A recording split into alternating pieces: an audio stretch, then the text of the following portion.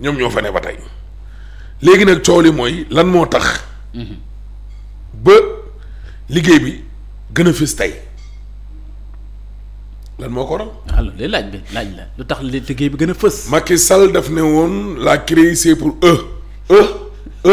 mooy waa PDS mu ne l'OFNAC c'est pour nous mooy moom mooy ñoom waa APR est-ce que ñoom liñ fi nekk ba biñ fi jugee OFNAC am na kenn koo xam ne dañ koo épinglé ci njabootu Macky Sall jam ko baaraamu tuuma ci yorinam ñu daan ka wala ñu convoqué ka amul de ak ñu bëri woon. loolu nag problème la. rapport OFNAC maa ngi koy wax sànq ci suba elmat bu 2024 rapport bi. waaw tey Les Échos nee na. 928 opérations yoo xam ne xel daf ci tey suspect 46 dossiers yoo xam ne jébbal nañ ko procureur mais cas bi ci gën a garaaw mooy enfin bokk na bokk ci yi gën a garaaw. waaw mooy kaawu Alpha. monsieur Alpha. 10 milliards monsieur Alpha. minimum yi. monsieur Alpha personnalité politiquement exposée la PPE.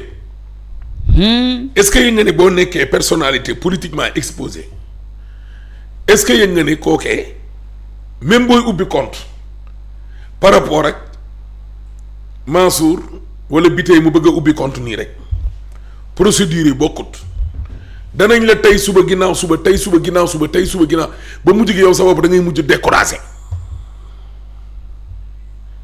ñu ngi nii. xoolal ma lii. waaw Mansour tegal ma foofu rek ma lire. waaw mu ne l'analyse du compte de monsieur Alpha. taxawal baax na voilà dégg nga en 2024 mu ne la CENTIF a reçu plusieurs déclarations de soupçons émanant de plusieurs institutions financières. ay banques tax ñuy wax. muy dëgg. xam naa ne rek portant sur un montant global de plusieurs dizaines de milliards. Ce montant cumulé. provenait de virements émis par une administration publique au profit d'un individu désigné ici sous le nom de monsieur Alpha. Monsieur Alpha identifié comme une personnalité politiquement exposée. Voilà PPE. personne politiquement exposée PPE. merci. waaw mais dama ne. waaw. xaalis bii ñuy wax nii ne sëñ bi Alpha mii dañ ko jox ki ko jox nekkul kenn ku dul alalu askan wi. c'est pas une administration privée déggoo ma de. dégg naa la. public. alalu askan wala dégg nga loolu. oui dégg naa la. mu ne l'analyse du compte de monsieur Alpha moom sëñ bi Alpha moomee. pour yéen ñi nga xam ni xëj na da ngeen a comprendre lu bari waa ji tudd Alpha. dafa tudd ñoom ñooy tuddee nit léeg-léeg ñu tuddee diw Alpha léeg-léeg ñu tuddee nit Oscar Sierra. Ousmane Sonko mi tuddee woon nañ ko fi Oscar Sierra. OS. moo ni OS la. mooy OS waaw kay waay dégg. Alpha a permis à la CENTIF de constater plusieurs opérations financières en 2017 et 2024 2017 ak 2024. dindi nga lecture bi de. waaw kay waay dégg nga loolu. gis nga ko. waaw. dont le montant cumulé se chiffre à plusieurs dizaines de milliards. Ces opérations étaient constituées essentiellement de virements de remise de chèques, de bons de caisse, de dépôts à terme, de bons anonymes sans justification économique. loolu doy na waar. ay remise de chèque yoo xam ne dañ koy jël dugal ko ci compte bi comme ça après nga xam ne comme tey 2A TV. waaw buñ ko doon fay. publicité. waaw xam nga du nekk ci turu Ahmed Aïdara. déedéet turu société bi lay ne. turu société bi soo ko déposé nag. waaw loolu noonu moom la ñuy dépenir ay remise de chèque. mais ay bon de caisse. comme payor ga ca trésor ak yooyu. waaw yooyu lay faral di ne wala ay dépôt à terme. ak ay boo yoo xam ne anonyme la. loolu doy na waar de. sans justification économique. mu ne la saisine des autorités en charge de la commande publique par la CENTIF a permis d'établir que monsieur Alpha n'avait pas été attributaire de marché public au cours des 10 dernières années. fukki atu yàllaa ngi nii yoo xam ni moom sëñ bi Alpha mi. waaw mësul gagné ay marché public du defar tali. du defar lampe dégg nga loolu. waaw du jëndi ay ceeb wala macaroni indi daal di jaay ab institution publique muy mairie wala ay ministère wala lu mu mënti ne. moom monsieur Alpha déedéet ci fukki at yëpp. waaw waa ji ñi nga xam ne ñoom lañ dénk commande publique dégg nga loolu. waaw mairie soxla liggéey dara ministère soxla liggéey dara état soxla liggéey dara lu laale daal ak alalu askan wi. waa ji mosu cee gañ a marché. ci 10 dernières années yi. wallaahi xoolal ma lii rek. xanaa loolu kon moom mooy 2014 2024. waaw 2014 kay waay dégg nga loolu. waaw mais ci 2017 ba 2024. yegguñ 2014 de 2017 2024. waa ji laal na fi benn 10 milliards boo xam ni dañu may kenn xamul loolu lan la mu ne waaw enquêtes yi moom fi mu jaar mi ngi nii. les investigations ont permis de retracer le transfert d'une grande partie des fonds. vers des comptes bancaires du mis en cause ouverts dans des banques de la sous-région. Et vers d'autres comptes bancaires de sociétés civiles immobilières. SCI. Logés dans des livres de plusieurs institutions financières. ay banques ak yooyu lay nekk rek. détenus respectivement par monsieur Delta. et Gamma. Messieurs Delta et Gamma. Messieurs Delta et Gamma. Delta et Gamma gi ñoom it nit la ñu waat. Alpha Delta Gamma. merci beaucoup léegi kon xam nga ñaari nit. waaw am na ñaari nit benn nit ki moo nekkoon ci kaw. moo di Alpha léegi. ñaari nit nekkaat nañ ci suuf. mu nekk ñett. messieurs la ñu bind kon Delta Gamma mii tamit ay góor lañu. waaye muy te Alpha góor la woon. waaw tous frères de monsieur Alpha. waaw. gis nga ñii nag boo bëggee dégg dëgg Alpha mii léegi mu feeñ. Alpha mi dana feeñ. Alpha daal Alpha mii man sax njort naa man bañ ne ñaar ñi bañ ne ñaari Delta ak Gamma ay frère Alpha lañu. waaw man sax sama xel ñaaw na sama xel ñaaw na. sama xel ñaaw na. xel ñaaw na waaw. li bekkaay naan sama xel ñaaw na. la ilaha illallah mu ne après vérification. dëgg la monsieur Alpha s'avère être le bénéficiaire effectif ultime de ces structures. Par ailleurs, l'administration fiscale ignore l'existence de ces sociétés. Ici. xam nga kon sëñ bi Alpha kon moom mujj naa nangu ne kon Delta ak Gamma mi kon ay prénom lañ. waaw. la ñu présenté kon ndekete Alpha ay borom. mu ne seetlu gi nag lenn la. waaw. ba ñu tàmbalee enquête bi ba tey. waaw. kayit wu jóge ci buur wala ay nit yu ne déj taxaw ñoo gis ak ñoo gisut dégg loolu. mën a ñëw justifier ne koppar gi fi mu jógee nii te koppar ga bari gi mu bari.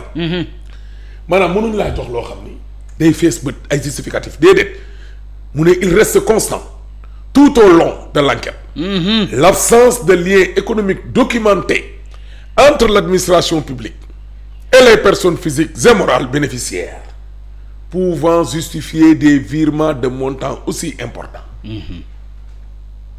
mu ne à la suite de la transmission d'un rapport circonstancié au procureur du pôle judiciaire financier, les autorités judiciaires ont procédé à une saisie conservatoire de plus d'une dizaine de milliards des comptes des différents mises en cause. mu ngi noonu. Alpha Beta Gamma seeni compte ci kaw gàttal. waaw. pourtant mu ngi ko expliquer ci image baa ngi nii illustration. voilà image baa ngi nii illustration bi. dégg nga. waaw gis nga Alpha fa mu taxawee. la ko wax de mu ngi noonu de. Alpha ngi ni xew. mu ngi ni xew. xool ko Alpha xool ko rek monsieur Alpha. non Elmat nag tooñ nga ma de. Delta da nga tooñ ma nii. Delta ak Gamma ngi noonu. non lii fii nga ma ko doon tegal ma yor règle taxaw. mu nga dëgg. lii loolu Mansour rek di góor a agrandiral ma. nga revêté ko presque. Delta ak Gamma ngi nii. wallaay mu ngi nii ci suuf non mooy frère yi kii suba il faut ma. men dañ frère dañ bokk ndey baay non kii suba il faut ma dellu si waat. foo nga del si waat ci de. si. déclaration de soupçon nga gis ne baar yi ter yi moom la leeral ci suuf mu ne lu rouge li mooy déclaration de soupçon ci image bi indiwaat ko Serigne Mansour borom daara ji nga gisaat bu noir bi propriété bénéficiaire officiel moom lay wax mooy ci schéma bi. waaw loolu lay leeral fii contrôle indirectement mooy coloration vert yi nga gis ni yëpp mu ngay leeral schéma bi ndaxte lu yéeme la honorable député Ahmed Aïdara. yii rapportu scientifique ci 2024 waaye am na leneen lu feeñaat ci rapport bi. mooy lan lu feeñaat. gis nga naar bi ñi ñu tuddee naar bi. mooy jeux en hasard en ligne yi jeux yi booy di def nii. waaw. naar bi. sëñ bi ñu ci bëree bëri loolu lañ jël di ci setal xaalis boo xam ne bu salte la. naar bi mu ne le jeu en ligne. waaw. nouvelle Eldorado du blanchiment. Elmat. yéeme na de. te scandale. rapport bii nga xam ni maanaam ci kaw gàttal. waaw moom la nu mu tuddati kii génne. CENTIF. CENTIF génne waaw. nekk na loo xam ni lu garaaw lu garaaw mais enquêtes yi ba tey jeexul. enquête yi jeexul de du jeex. ci enquêtes yi laay des ba tey. acca ñi dem. gis nga. ñëw ci. si xoole kii moom. waaw blanchiment des capitaux via les plateformes de jeux en ligne. moom nga waaw mu ngi ne monsieur X. monsieur X mi kan la. waaw X la. ala xam.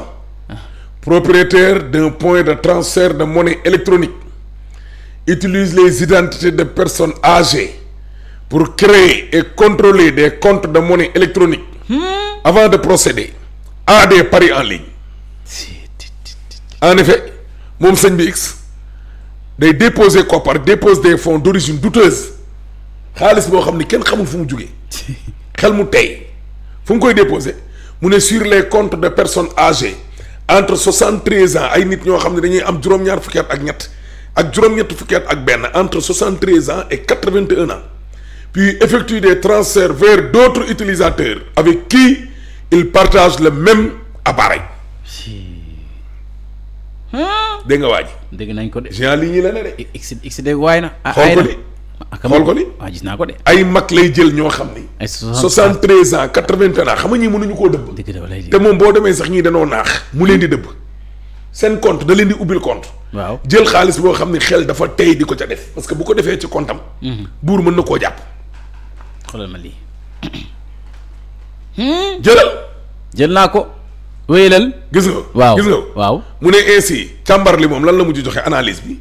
mu ne l'analyse effectuée sur les comptes de ces personnes a permis de révéler des dépôts d'espèces estimés à 59 millions. Des retraits d'espèces d'un montant global de 9 millions 300 510 francs. Et des transferts personne to personne nit ak nit. sortant d'un montant total de 59 792 365 francs. Toutes ces opérations ont été effectuées au point xoolal agent. le CX. waaw maanaam mel na ni tey. waaye nag xam nga su ma tuddee aussi ñii di def transfert d'argent ma tudd ci benn ce serait une très mauvaise publicité. en tout cas ubbi benn. man maa ko ubbi man. waaw léegi damay def transfert d'argent. waaw. opération yëpp elmat. ci sama biir kii boobu noonu laa koy defee. mais xamal la moo doy waar. lan moo ci doy waar. comme yow man ak yow. nii rek man ak yow ak Moulay nii rek. waaw xoolal ñuy defante ay transfert nii rek. di ko jàllale. ngay génnee may génnee mel na ni yow tey rek ma ñëw jox la lu tolloog ay 10 millions. ne la bu ñu demee ci soirée bi rek del baat rek. day baat rek. mais même ki nga koy jox sax yow xam nga ne yow ak moom ak kii yëpp yéen a bokk dil bi. baatare boobu ngay baatare. yéeme na. baatare bi ngay baatare. baatare ba ngay baatare. waaw pour xëcc ñeneen ñi am xaalis la. pexe. non réew mi dañ naan pexe du xam-xam xam-xam du pexe non réew mi nit ñee ngi def ay pexe di ci génn xoolal soirée yi nga gis nii. waaw. yow da nga may laaj yow. ma laaj la. doo ma laaj rek. laaj naa la. soirée gars yi dañuy ñëw taxaw nga gis kenn koo xam ne day yor ay 5000 wala 2000 yu dul jeex. waaw dañ koy gis. taxaw jàkkaarloo ak waykat bi. day baatare 2000 5000 5000 2000 ba 3 millions yu jeex. waaw mu dem récupérer waat saagam fekk son bi du jeexagum mu ñëw taxaw. di baatare génnaat beneen 2 millions. di baatare. 2 millions bi kii moom moo koy jox bu bàyyee ba waykat bi yéeg moom mu ñëw taxaw laal waykat bi wër léegi nag ñiy jaay am jom ak borom yax bu rëy ngand lu géeg yooyu ñoom it ñu ñëw. di fekk xoolal waa jaa ngi lay rey. fekk ne X bi moo ko moom mu ngi toog di la xaar. indiwaatal ñu yeggali. waaw imagine ay mag ñu am 73 ans. ak 80 ans 1 an. ngeen ubbil leen gis nga ko nii. waaw ay compte koppar gi léegi nii rek lay bëgg di demee nii mu ne ensuite. les fonds transférés par ces derniers ainsi que les fonds reçus des autres expéditeurs sont utilisés pour faire des paris en ligne via la plateforme Bet1. Bet1 waaw. Bet1 ba dikk na de. kii njabootu bet gi la. waaw bet bi ñooñu waa naar bi waaw. bet cependant waaw. les montants misés sur le jeu sont similaires à ceux récupérés. Et il y a même eu des pertes en frais. En effet, pour 18 433 650, les parieurs ont obtenu le paiement de 18 177 500. ca fere bala différence bu ndaw. ndeysaan xoolal ma lii rek cay plateforme de jeu en ligne lii nag pour nit ki mun ko décortiquer wala nit ñi bàyyi si xel. lu raar la lu jafe la. non. munoo si sax bàyyi xel. non mënul ne. déedéet. lii ay enquêteur képp ci mën daal. enquêteur rek ci mën moo tax enquête dañ koy jàng. enquête yi tey. ci laay des ba tey. waaw des si. ci rapport journée tey bi.